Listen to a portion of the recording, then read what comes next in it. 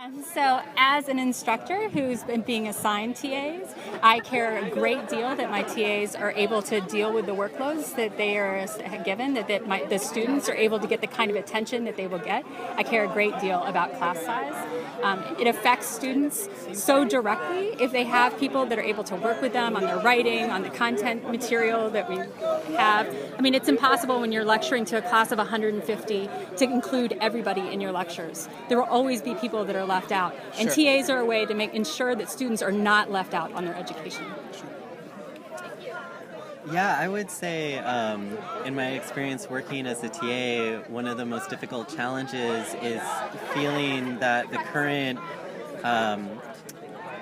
labor conditions make it that we're kind of put in this terrible position of either supporting students to our fullest capacity, which we want to do, which often because of the high student to TA ratio means that we end up violating our work contract. We go way over the hours that we're contracted and paid for, which means that we often get behind in our own work, which means that it takes us longer to graduate.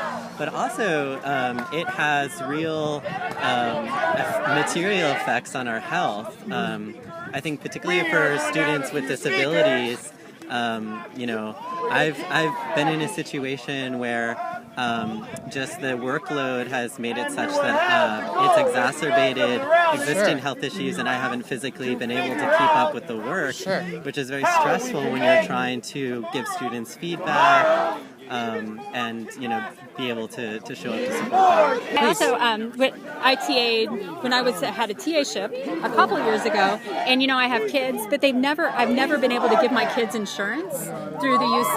But the insurance rates for family members is astronomical. It's way cheaper to insure them through like self-insurance practices and that. And I mean, really, we're trying to teach people about the value of education, and you're not giving your student workers insurance for their families. I mean, it's insane.